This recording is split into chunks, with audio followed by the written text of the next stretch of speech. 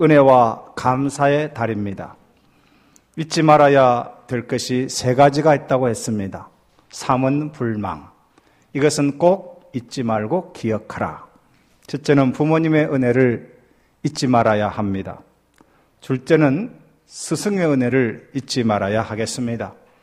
셋째는 동료들의 은혜를 잊지 말아야 합니다. 선배가 있고 동료가 있고 또 후배가 있습니다. 누군가 좋은 길을 닦아 두었고 그 길이 있기 때문에 확장되어질 수가 있는 것입니다. 그리고 우리 그리스도인들은 하나님의 은혜를 꼭 기억해야 합니다. 예수 그리스도의 은혜를 기억해야 됩니다. 십자가에서 우리를 위해서 죽으신 하나님의 아들 독생자 예수 그리스도의 그 은혜를 기억해야 합니다. 아들을 아끼지 아니하시고 이 땅에 보내주신 하나님의 사랑을 기억해야 합니다. 성령님 보내어 주셔서 우리 믿음 잃지 않도록 보존해 주시는 그 주님의 역사를 꼭 기억해야 합니다. 오늘은 새 사람, 새 생활 이런 제목으로 은혜를 나누려고 합니다. 요즘 젊은이들 가운데 early adopter라고 하는 말이 유행합니다. 새로운 것만 나오면 제일 먼저 구입하려고 하는 사람을 early adopter라고 합니다. 삼성에서 좋은 제품들을 출시하지요. 그래서 사람들이 줄을 서서 기다립니다. 그런 사람을 early adopter라고 하는 것이죠. 새 제품을 개발하는 사람들이 의욕을 가지는 것은 바로 그렇게 구매하려고 하는 사람들이 있기 때문입니다. 창의력을 가지고 만드는 사람, 그리고 그 새로운 것이 나오는 것을 두근거리는 마음으로 기대하는 사람, 그리고 구매하는 사람, 이것이 맞닥뜨려져야 산업이 더 발전해 갈 수 있는 것이죠. 4차 산업, 요즘에 우리나라가 앞으로 살 수 있는 길은 4차 산업입니다. 혁명이 일어나야 됩니다. 우리 젊은이들이 그것을 가지고 노력을 합니다. 어제 우리 유인제로학교 새소식반에 가보니까 어떤 아이가 드론을 가지고 띄우는 것을 보았습니다. 이 드론 어디서 구입했냐 그러니까 목사님 학교에서 방과 후 반에서 만든 거예요. 참 좋다. 그런 생각이 듭니다.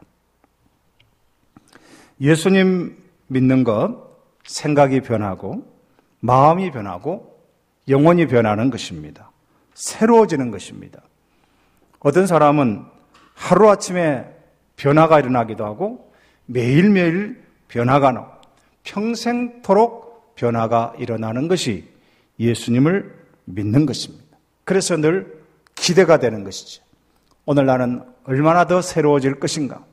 우리 지체들을 바라보면서 얼마나 새롭게 변화가 될 것인가? 기대하는 것입니다.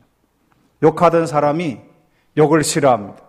저는 어렸을 때 예수님을 교회를 나가면서 욕하는 습관이 점점 변화가 되었고 지금은 욕을 상당히 잘 안 합니다. 옛날에 제 모습을 보면 욕이 굉장히 많이 발전했을 것입니다. 제가 아는 중국 동포는 세례를 받는 순간 성령 세례를 함께 받았습니다. 그토록 좋아하던 담배 다 끊어버렸습니다. 목사님, 담배 냄새가 너무 역겹습니다. 이제는 담배 피는 사람 옆에도 가기가 싫습니다. 완전히 변화가 되었습니다. 우리 교회에도 술을 좋아하시는 분이 있었습니다. 새벽마다 기도하러 와서 목사의 안수를 받았습니다. 그리고 술을 끊게 되어진 역사가 있었습니다. 예수님 믿으면 새로운 변화가 오게 되어져 있습니다. 생활 습관도 바뀌게 되어 있습니다. 읽는 책의 내용도 바뀌게 되고 부르는 노래도 바뀌게 되고 핸드폰에서 흘러나오는 컬러링, 그 음악도 바뀌게 되는 것입니다. 보는 것이 바뀝니다. 듣는 것이 바뀝니다. 저는 어렸을 때 저희 어머니 입에서 흘러나오는 노래를 많이 듣고 자랐습니다. 이미자 씨의 노래, 동백아가씨, 섬마을 선생님, 미워도 다시 한번, 이런 것을 저는 아주 그냥 충분히 듣고 자랐습니다. 98년도에 저희 어머님이 교회를 나가기를 시작했습니다.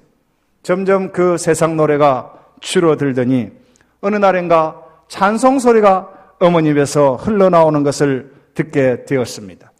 우리가 예수님 믿으면 변화가 일어나게 되어 있습니다. 생활도 바뀌게 되어 있습니다. 게으른 사람이 부지런하게 됩니다. 이기적인 마음으로 살던 사람이 다른 사람을 배려하는 이타적인 사람으로 바뀌게 됩니다. 시장에 가서 물건값을 깎으려고 싸우던 것을 이제는 양보를 합니다. 파는 입장에서는 좋은 물건, 정직한 마음으로 장사를 하는 것으로 바뀌게 되어집니다. 왜냐하면 그 마음에 성령님이 들어가 계시니까 더 이상 옛날 모습을 가질 수가 없게 되어버리는 것입니다. 오늘 성경 본문은 사도 바울이 에베소 교회에 보낸 서신입니다. 그래서 에베소서라고 합니다. 여러분, 에베소는 지금도 터키에 가면 옛날 에베소, 사도 바울이 살고 있던 2000년 전에 그 에베소가 존재하고 있습니다. 물론 다 폐허가 되고 기둥들만 남았지만은 그 터는 볼 수가 있습니다. 에베소에 가면 아데미 신전이 있었습니다. 그리고 아데미 신상이라는 것이 있었습니다. 이 아데미 신상은 세계 7대 불가사의 중에 하나로 그 신을 모시는 신전이 아름답고 웅장하게 꾸려져 있었습니다. 그리스 사람들은 이렇게 말을 했습니다. 지금까지 태양이 운행하는 중에 아데미 신전보다 더 훌륭한 것을 보지 못했다고 말을 했습니다. 폭이 70m라고 합니다. 길이가 130m고 높이가 20m라고 합니다. 그리고 그 안에 기둥이 127개나 되는 어마어마한 신전이 세워져 있었습니다. 그리고 그 안에 여신 아데미가 있었는데 이 아데미는 24개의 유방을 가지고 있었습니다. 풍요를 상징하는 신입니다. 머리에는 바벨론을 상징하는 성이 있고 그리고 몸에는 특이한 사냥꾼 니무롯을 상징하는 사자와 호랑이, 사슴, 다양한 짐승들이 부조로 새겨져 있었습니다. 그리고 지금도 에베소에 가면 가이드의 말을 따르면은 그 앞에 큰 도서관이 있습니다. 그리고 그 건너편에 보면 창녀촌이 있습니다. 왜냐하면 아데미 신을 섬기는 예식이 그러합니다. 처음에는 황홀합니다. 광적인 것으로 고함을 치릅니다. 울음소리가 납니다. 나팔을 울립니다. 분향을 합니다. 군중들이 흥분과 발광으로 날뛰게 됩니다. 그리고 조금이나 가서 음탕한 짓을 합니다. 수치스러운 일들을 서슴지 않고 하게 됩니다. 종교의 영향은 사회를 변화시키기도 하고 망치기도 하는 것입니다. 에베소는 바로 이 아데미 신 때문에 도덕적으로 타락한 도시가 되어졌습니다. 사도 바울이 에베소에서 복음을 전하였습니다. 예수 그리스도의 부활, 예수 그리스도의 십자가, 그때에 수많은 사람들이 아데미의 신전에 모였습니다. 크다 아데미여, 얼마나 소리를 질렀는지 모릅니다. 에베소에서 신앙생활을 하는 것이 얼마나 어렵겠습니까? 영국에서 핍박을 받는 사람들이 배를 타고 신대륙으로 가서 신앙생활을 하는 것이 쉽지, 영국에 머물면서 신앙생활을 하는 것은 참으로 어려운 일이었습니다. 에베소에 머물면서 신앙생활을 하는 그들은 왕따가 됩니다. 그리고 그 친구들로부터 배척을 당하게 되어 있습니다. 같은 환경입니다. 이웃들이 똑같습니다. 어제 만난 그 사람들이 오늘 또 만나야 됩니다. 그들이 예수를 믿었습니다. 핍박이 기다리고 있었습니다. 테러가 기다리고 있었습니다. 그 상황에서 그들은 우상을 버려야 되기 때문이었습니다. 우상을 섬기지 않음으로 오는 불이익이 있다 하더라도 예수님을 믿었기 때문에, 예수님이 주시는 평안이 더 큰 것이기 때문에, 이 땅의 어떤 유익보다도 하늘에서 주신 유익이 더 큰 것이기 때문에 그들의 마음과 생각이 바뀌게 되었습니다. 그리고 삶의 방식이 바뀌게 되었습니다. 우리가 이 땅을 살아가면서 우리 환경은 변하지 않습니다. 우리 가족이 똑같이 있습니다. 우리 주위의 사람들이 그대로 있습니다. 직장의 동료들이 그대로 있습니다. 그런 가운데 우리는 예수님을 믿어야 합니다.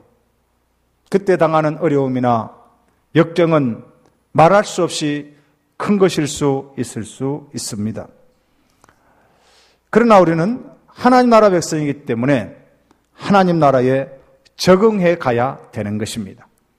탈북한 사람들이 TV에 나와서 이야기하는 것을 듣습니다. 많이 한국화 되어진 것을 보게 됩니다. 그들의 삶의 방식도 남한 사람처럼 바뀌었음이 분명합니다. 선교사들이 선교지에 가게 되면 먼저 말을 배웁니다. 그리고 그 현지인들의 음식을 먹습니다. 생각을 그들식으로 바꾸어 가는 것입니다. 1800년도 말, 1900년도 초기에 한국에 왔던 서양 선교사님들이 조선 사람들의 말을 배웠습니다. 조선 음식을 먹었습니다. 어떤 사람은 저 시골에 가니까 너무 귀한 손님이 왔다고 보리밥을 고봉고봉해서 주는 것을 먹었다고 합니다. 너무 맛있게 먹으니까 또 고봉으로 주더랍니다. 얼마나 고통스러웠는지 그런 것을 선교사님들이 적어두었습니다. 된장국, 참 힘든 음식이었다고 합니다. 조선에 적응하기 위해서 우리 초기 선교사님들이 많은 수고를 하고 그들의 헌신과 희소와 순교로 말미암아 한국에 복음의 꽃이 피어난 것입니다. 하나님 나라에 적응해야 됩니다. 하나님 나라 백성이기 때문에 그렇습니다. 교회만 와서 이 천국 문화에 적응하는 것이 아닙니다. 모이는 교회 함께 예배합니다. 흩어지는 교회 삶의 현장에 가서 하나님의 복음을 전하는 것입니다. 자, 예수님 밖에 있을 때 우리의 모습이 어떠했을까요? 25절에서 31절 보시겠습니다. 거짓말을 많이 했습니다. 26절에 화를 잘 내었습니다. 28절에 도둑질을 했습니다. 29절에 더러운 말을 했습니다. 31절에 악독과 노함과 분냄과 떠드는 것과 비방과 악의가 가득하였습니다. 예수님 밖에 살았을 때에 저 사람은 거짓말을 밥 먹듯이 해. 이러한 모습을 우리가 가지고 있었습니다. 화부터 내고 보았습니다. 목소리 큰 사람이 이겨. 그래서 일단은 싸우고 봅니다. 법보다 주먹이 가까웠습니다. 원칙을 무시했습니다. 무대뽀로 살았던 우리 과거의 모습이었습니다. 도둑질하는 것을 대수롭지 않게 여겼습니다. 저희들이 어렸을 때 학교 다니면 적어도 한두 번은 도둑질을 크고 작은 것을 당해본 경험이 있을 겁니다. 제가 우리 큰 아들을 세발 자전거를 한 5번은 사준 것 같습니다. 하도 잃어버리니까 쇠줄로 묶어 두었습니다.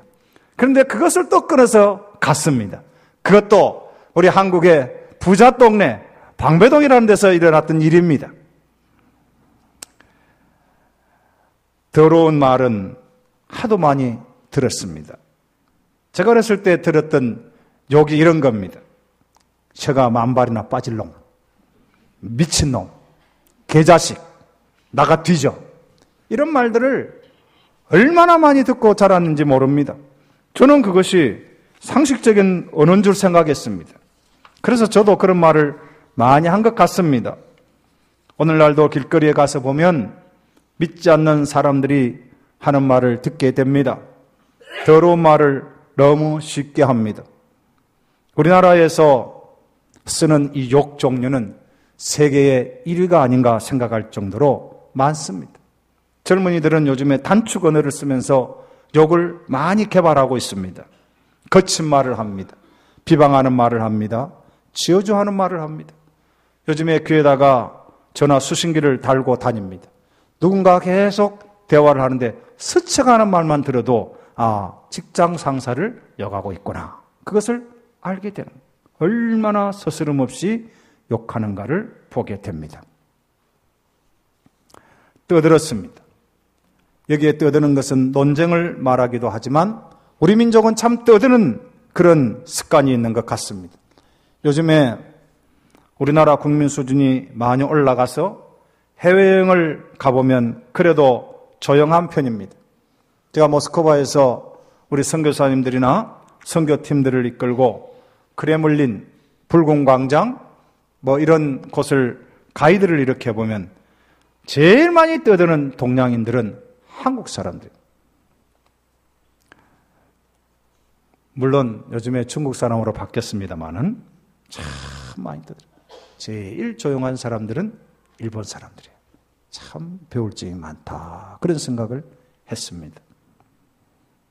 논쟁하고 싸우고 예수님 밖에 있었던 우리의 모습은 우리나라 정치판에서 흔히 볼 수 있습니다. 보수와 진보, 분열입니다. 서로 믿지 못합니다. 그래서 분열이 일어납니다. 분열되면 그 분열은 거짓에서 시작이 됩니다. 흑색선전. 자기 이익을 챙기기에 바쁜 사람들은 수단과 방법을 가리지 않고 흑색선전을 합니다. 상대방을 죽여야 자기가 산다는 극도의 이기심이 발동합니다. 우리나라는 이념적 갈등이 매우 심한 나라입니다. 다른 것과 틀린 것의 차이를 알지를 못합니다. 모두가 자기의 생각만이 옳다고 하고 생각이 다른 것은 틀렸다고 합니다. 지도자를 보는 견해도 그렇습니다. 나와 생각이 다르면 틀렸다 생각하고 일단 경계하고 얼굴 보지 않고 뉴스 꺼버리고 뒷담화하고 미워합니다. 이것은 성경적이지 않습니다. 우리 교회는 나라를 위해서 기도하고 조국의 평화 통일을 위해서 기도해야 할 사명을 가지고 있습니다. 남북이 분단된 대로 이대로 가도 좋다는 생각은 민족적인 것은 반역입니다. 우리는 반드시 평화 통일이 되어야 됩니다. 이 나라는 전쟁이 없이 평화 통일로 가야 되는 사명을 가지고 있습니다. 그 일을 위해서 사랑을 실천해야 합니다. 사랑을 훈련해야 됩니다. 성도 간에 먼저 교회에서 사랑하는 연습을 해야 합니다. 믿어주고 신뢰하고 인정해주는 그런 사랑의 실천을 해야 합니다. 교회가 나눔운동을 해야 합니다. 나눔운동 계속 실천하지 않으면 극도의 이기심으로 가서 이 나라는 영원한 분단국가로 갈 수밖에 없습니다. 우리가 헌금을 합니다. 헌금해서 가난한 성도들, 물질이 필요한 곳에 점점 양을 늘켜가면서 도움의 손길을 펼쳐야 합니다. 약한 교회가 많습니다. 선교사들, 어려운 학생들, 우리 교회 주변 도움의 손길을 기다리는 곳들이 얼마나 많은지 모릅니다. 저는 신문 같은데 돈을 이렇게 주고 사진 찍어가지고 이렇게 하는 그들 마음이 얼마나 안타까울까 늘 생각합니다. 오죽했으면 저렇게 하나. 저희 교회도 인근 대학이나 또 우리 교단에 있는 학교들 두 군데를 도왔습니다. 그게 담당자들이 저에게 몇 번 오라고 했습니다. 사진 찍자고. 나는 안 찍는다 그랬습니다. 목사님 설교해 주세요. 돈 주고 설교하는 것이라면 저는 하지 않겠습니다. 그렇게 거절을 했습니다. 오죽했으면 그리 하겠나. 오죽 돈이 없었으면, 돈이 필요하면 저렇게 하겠나. 이해가 됩니다. 우리 교회는 나눔운동을 자꾸 실천을 해야 됩니다. 그래야 조국 통일을 바라볼 수가 있고 또 통일 비용을 부담을 하게 되면 우리 교회가 그런 일에 앞장설 수가 있지 않겠습니까? 우리 그리스도인들이 그런 일에 앞장설 수 있지 않겠습니까? 천만의 이산가족을 그대로 두고 어떻게 그들을 그냥 없는 것처럼 생각하고 넘어갈 수가 있겠습니까? 700만 디아스포라 한민족이 세계 곳곳에 흩어져 있습니다. 그들이 그곳에서 이념 갈등으로 서로 싸우고 있다고 하는 사실을 기억하셔야 됩니다. 그러면 우리가 어떻게 새 사람이 되어서 새 생활을 할 수 있을까요? 그리고 새 생활은 어떤 모습입니까? 그리스도 안에서 거듭난 피조물, 새로운 피조물, 새 사람이 되어지면 새 생활을 하게 되어져 있습니다. 25절을 다시 보십시오. 각각 그 이웃과 더불어 참된 것을 말하라. 26절, 27절에 분을 내어도 죄를 짓지 말고 해가 지도록 분을 품지 말고 마귀에게 틈을 주지 말라. 28절에 가난한 자에게 구제할 수 있도록 자기 손으로 수고하여 선한 일을 하라. 29절에 오직 덕을 세우는 데 소용되는 대로 선한 말을 하여 듣는 자들에게 은혜를 끼치게 하라. 32절에 서로 친절하게 하며 불쌍히 여기며 서로 용서하기를 하나님이 그리스도 안에서 우리를 용서하신 것 같이 하라고 했습니다. 5가지로 정리합니다. 새 생활이란 첫째는 말의 변화입니다. 마음에 가득한 것이 입으로 나온다고 마태복음 12장 34절에 기록되어 있습니다.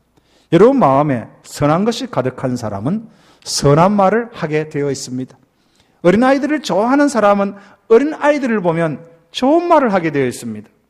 제가 러시아에서 우리 어머님들을 만나면 아이들이 너무너무 좋은가 봐요. 제가 러시아 할머니들 만났을 때 모두가 아이들에게 좋은 말을 합니다. 너는 토끼와 같이 예쁘다. 살아있는 인형 같다. 너는 저 태양과 같다. 얼마나 좋은 말을 많이 하는지 몰라요. 우리도 아이들이 좋으면 착하다, 예쁘다, 멋있다, 훌륭하게 될 거야. 우리 어머님들을 만날 때도 마찬가지입니다. 예쁘십니다. 10년은 젊어 보입니다. 우리 어머니와 생각납니다. 이렇게 우리 노모님들을 볼 때마다 그런 마음을 갖는 것은 그 마음에 선한 마음이 있기 때문입니다. 항상 감사하는 말을 해야 합니다. 5개월 동안 지켜주신 하나님 참 감사합니다. 이 나라를 하나님께서 새롭게 해주시니 참 감사합니다. 긍정적인 말을 해야 됩니다. 적극적인 면을 바라보고 긍정적인 말을 많이 하십시오. 너는 잘 될 것이다. 너는 성공할 것입니다. 우리 가정은 하나님의 복이 충만할 것이다. 우리 사업이 잘 될 것이다. 내 건강은 좋게 될 것이다. 우리가 지금 어렵지만은 장래가 형통하게 되어질 것이다. 긍정의 말, 이것은 우리에게 힘을 주는 겁니다. 성도들을 바라보면서 은혜가 됩니다. 고맙습니다. 그리고 세워주는 말을 해야 합니다. 우리 교회를 위해서 섬기는 지체들을 보면서 여러분 늘 감사해야 됩니다. 오늘같이 이렇게 날씨가 더운 시간에 주방에서 섬기시는 분들에게 고맙습니다. 잘 먹었습니다. 감사합니다. 아이들을 가르치는 교사들을 향해서 격려하는 말들을 해야 합니다. 우리가 세상이 얼마나 분주합니까? 복잡합니까? 그래도 주일날 이렇게 와서 함께 예배하는 지체들을 향해서 고마운 마음을 가져야 돼요.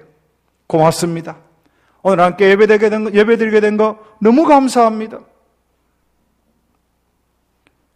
격려하는 말, 세워주는 말, 위로하는 말. 이것이 거듭난 사람의 말입니다. 두 번째는 성품의 변화입니다. 26절, 27절에 오래 참을 줄 알아야 합니다. 화를 쉽게 내지 않아야 됩니다. 비록 화를 내었다가도 속히 푸는 것이 성품의 변화입니다.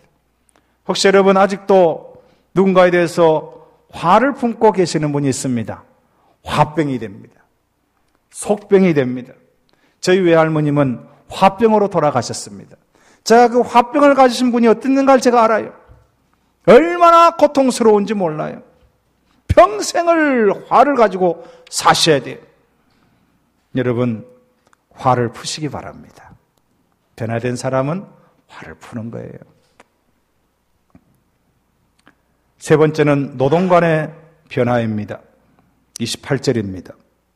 나 자신만을 위해서 돈을 모았던 삶, 내 자신만을 위해서 돈을 썼던 삶에서 벗어나서 부지런히 돈 벌어서 다른 사람을 유익하게 하는 삶으로 바뀌는 것입니다. 우리가 자랄 때는 배워서 남주나 이렇게 하면서 열심히 공부하라고 했습니다. 어느 크리스찬 교사께서 배워서 남주자 바꿨습니다. 용어를 바꿨습니다. 그래서 오늘 젊은이들 가운데는, 우리 크리스찬 젊은이들 가운데는 배워서 남주자, 얼마나 좋은 말인지 모릅니다. 배워서 남주고 열심히 벌어서 남을 유익하게 하고, 이것이 바로 크리스찬의 변화된 새 생활입니다. 우리 교회는 경년으로 해외를 나갑니다. 그리고 경년으로 농어촌 교회를 섬깁니다. 교회 초기부터 이 일을 계속해 왔지 않습니까? 얼마나 귀한 일입니까? 이번에도 우리 청년들이 발 마사지를 배웠어요.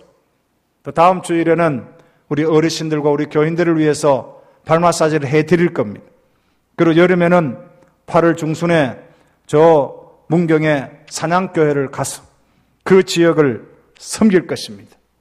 발 마사지를 배워서 발 마사지로 섬기는 이런 일은 그리스도인의 새 생활의 일환입니다. 우리가 선교지를 섬기는 것도 마찬가지입니다. 뭐 답답해서 해외에 갈 것입니까? 우리가 무슨 경제적으로 충분합니까? 해외 나가면 1, 2천만 원은 그냥 쑥쑥 나가는 겁니다. 우리 교회가 그렇게 넉넉한 교회가 아닙니다. 그러나 훈련하는 것이요, 나누는 훈련을 하는 것입니다. 이번에도 문경에 가는 그 일이 최소한 200만 원 들 것입니다. 그래도 그것을 하는 겁니다. 왜요? 그것이 노동 간의 변화이기 때문에 그렇습니다. 우리 하나님 앞에 드리고 하나님을 위해서 쓰고 가난한 사람들을 위해서 나누는 이러한 삶이 그리스도 안에서 새 생활인 것입니다. 네 번째는 사람을 대하는 자세의 변화입니다. 29절과 32절의 말씀이 그렇습니다. 은혜를 끼치는 말을 합니다. 은혜를 끼치는 행동을 합니다. 덕을 세우는 자세로 바뀌게 되어집니다. 친절하게 대하고 불쌍히 여기면서 살게 되어집니다. 여러분, 다른 지체들을 생각할 때 동정의 마음을 꼭 가지셔야 됩니다. 저는 고등학교를 졸업하고 대학을 들어가서 군대를 갔다가 신학대학원을 가서 교역생활을 82년부터 지금까지 쭉 해오기 때문에 여러분의 삶을 잘 이해하지 못합니다. 근데 요즘에 우리 아이들이 직장을 다니면서 저에게 하는 말을 들으면 직장 생활이 쉽지가 않구나, 그것을 조금씩은 느끼고 있습니다. 그래서 제가 여러분이 일주일에 이렇게 힘든 생을 살고 주일날 예배하러 오는 모습을 보면 다 손을 한 번씩 잡고 싶은 거예요. 얼마나 고생했을까. 이렇게 수고해서 주님 앞에 나오는구나, 그런 마음을 가지는 거죠. 그래서 우리는 서로 친절하게 대해야 됩니다. 이렇게 좋은 날 갈 곳도 많은데 교회 와서 예배드리는 여러분의 모습이 얼마나 고맙습니까? 그래서 우리는 서로 친절하게 하고 불쌍히 여겨야 됩니다. 친절한 분위기를 교회에서 만들어야 돼요. 한국 교회가 이 시대를 향해서 우리나라를 위해서 해야 될 일이 과연 뭘까요, 여러분? 우리끼리 모여서 예배하고 끝나서는 안 되잖아요. 적어도 기독교 정신이 이 사회를 흘러 들어가야 되지 않겠습니까? 무엇이 흘러 들어가야 되겠을까요? 무엇이? 적어도 친절한 것이 들어가야 돼. 친절한 모습. 우리 교회가, 이곳에 일신 비전교회가 이 동네에 들어오고 안양 육동이 친절해졌구나, 그 교회가 이곳에 와서 참 맑아졌구나, 깨끗해졌구나, 적어도 이 지역사회라도 우리 교회를 인정하고 우리가 옴으로 말미암아 이 지역사회가 변화가 되지 않겠습니까? 우리가 예배를 드리고 나면 여러분의 가정이 변화가 되고 여러분 직장이 변화가 되고 더 나아가서 이 나라가 변화가 되고 세계를 품고 가슴에 안고 우리가 선거를 하는 교회인데 우리가 가는 땅끝이 어떻게 변화가 되어야 될까요? 그것은 친절, 은혜를 끼치는 행동, 덕을 세우는 말들. 여러분 꼭 조심하십시오. 나 이대로 살다가 죽을 거야. 이런 말은 사탄의 말입니다. 절대로 여러분 그렇게 살다가 돌아가시면 안 돼요. 변화가 일어나야 됩니다. 변화가 일어나야 됩니다. 은혜를 끼치는 말을 하십시오. 친절하게 사십시오. 그리고 마지막 다섯째는 용서의 삶입니다. 32절이죠. 서로 용서하기를 하나님이 그리스도 안에서 우리를 용서하신 것 같이 하라고 했습니다. 예수님의 마음은 용서의 마음입니다. 우리가 죄인이었을 때, 하나님과 원수되었을 때 하나님의 아들 예수께서 십자가에 죽으심으로 우리에게 대한 하나님의 사랑을 확증하셨습니다. 용서받은 죄인들이, 우리는 다 용서받은 죄인들이에요. 그렇기 때문에 다른 사람을 용서하는 것은 마땅한 우리의 사명입니다. 말씀의 결론을 맺겠습니다. 5월을 마무리합니다. 만물은 소생하고 나무들은 초록으로 옷을 완전히 갈아입었습니다. 우리 모두가 그리스도 안에서 거듭난 사람, 새 사람으로서 우리의 생각도 변하고 말도 변하고 행동도 변하고, 우리 주님께서 우리를 보시면서 얼리 어답터가 되셨어. 오늘 저 친구가 저렇게 변했구나. 저렇게 생각이 바뀌었구나. 삶이 변화됐구나. 기대하시고, 우리 자신도 우리를 기대했으면 좋겠습니다. 오늘 나의 삶이 어떻게 바뀔 것인가?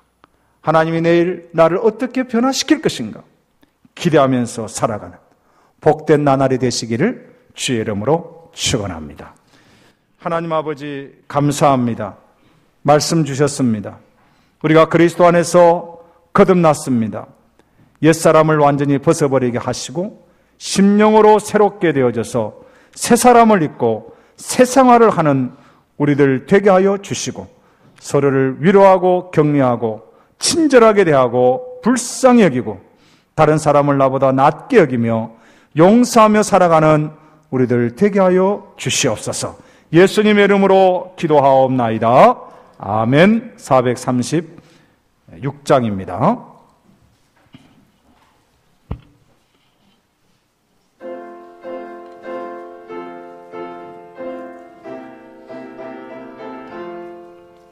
나 이제 주님의 새 생명 얻은 몸 옛것은 지나고 새 사람이로다.